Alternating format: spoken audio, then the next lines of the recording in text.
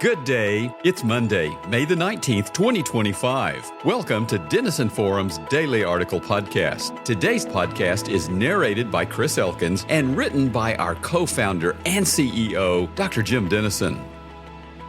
Former President Joe Biden has been diagnosed with aggressive prostate cancer, according to a statement his office made yesterday. The statement added that his diagnosis included metastasis to the bone. Characterized by a Gleason score of 9 out of 10, it is classified as, quote, high grade and could spread quickly. Mr. Biden and his family are reportedly reviewing treatment options, though his office added that the cancer is hormone-sensitive, meaning it likely can be managed. President Donald Trump responded on his social media platform, Truth Social, that he and First Lady Melania Trump were saddened to learn the news and added, "We extend our warmest and best sympathy to Jill and the family, and we wish Joe a fast and successful recovery," end quote. Numerous other political leaders voiced their support as well.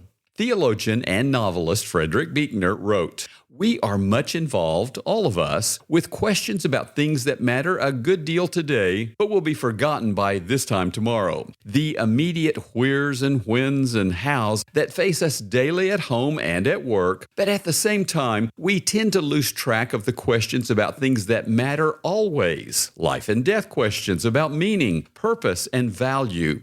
To lose track of such deep questions as these is to risk losing track of who we really are in our own depths and where we are really going," end quote. There was a day when avoiding life and death questions was nearly impossible. Most people died at home, surrounded by their families, many from illnesses that are curable today or accidents that are now preventable. World wars forced millions of people to fight in conflicts they never anticipated, and hundreds of thousands to die on battlefields they never imagined. Today, however, people more often die in antiseptic hospital rooms far removed from the rest of us. When they die, mortuary professionals prepare their bodies to render them lifelike, then families bid them farewell in ceremonies before the rest of us gather for memorial services, where they are present only in memory. We even speak of death in ways that shelter us from frightening realities. People do not die, they pass on or depart. If they die in ways that don't seem threatening to us personally, we all too easily dismiss their reminder of our own mortality. If someone has a heart attack, but I don't have heart disease, or dies from cancer I don't face, their death seems less relevant to me. It is the same with tragedies in places we don't live, from Russian drone attacks on Ukraine,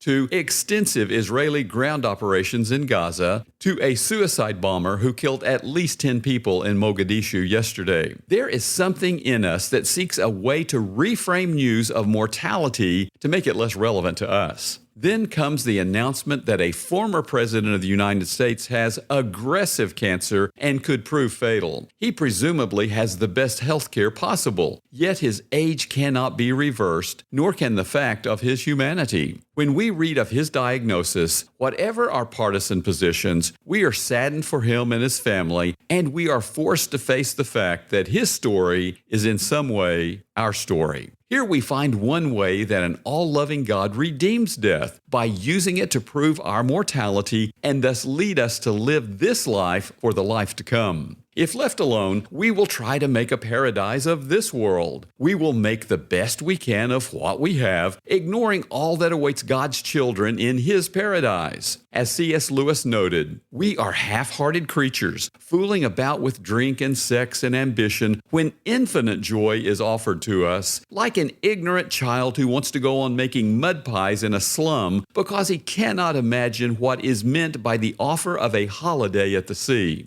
We are far too easily pleased," end quote. The best circumstances in this fallen world cannot begin to compare with all the glories that await God's people in the world to come. For us, death is but the door to eternity, the path out of the car into the house, the necessary means of a glorious destination. But why doesn't all-loving God allow so many people to die in pain and suffering? The means of our death do not change the outcome or larger purpose. Why then does our Father so often permit us to suffer as we do? Across more than 4 decades of pastoral ministry, for every church member I have known who died peacefully in their sleep, many others suffered before they died, some terribly, and many have suffered as they died. Here we find a second way an all-loving God redeems tragedy by using it to draw us to Himself in faith we would not choose if it were not so necessary. Paul learned through his, quote, thorn in the flesh, to trust a power greater than his own, according to 2 Corinthians 12, verses 7 through 10. When he and Silas sang hymns to God at midnight in a Philippian jail, recorded in Acts 16, verses 25 through 34, they were freed miraculously, and their jailer was converted to Christ. The times God has been most real to me have been those times when I needed His reality the most. The early death of my father, the cancer diagnoses of our son and grandson, those days of deep discouragement in the spiritual deserts and, quote,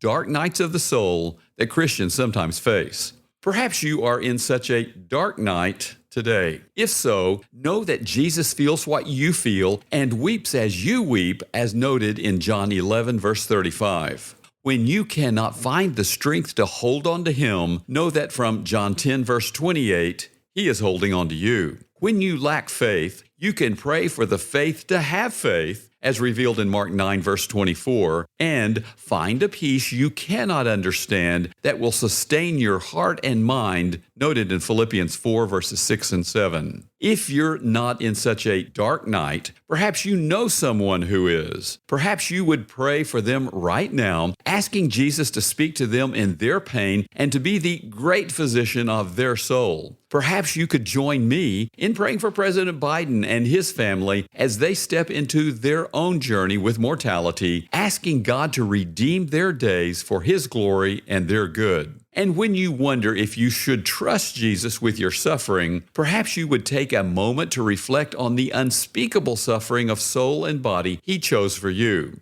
Tim Keller asked, if Jesus Christ didn't abandon you in His darkness, the ultimate darkness, why would He abandon you now in yours?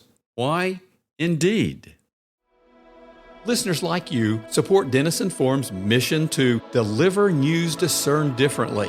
As a ministry nonprofit, we are fully donor supported. To partner with us, please donate today using the donate link in our show notes.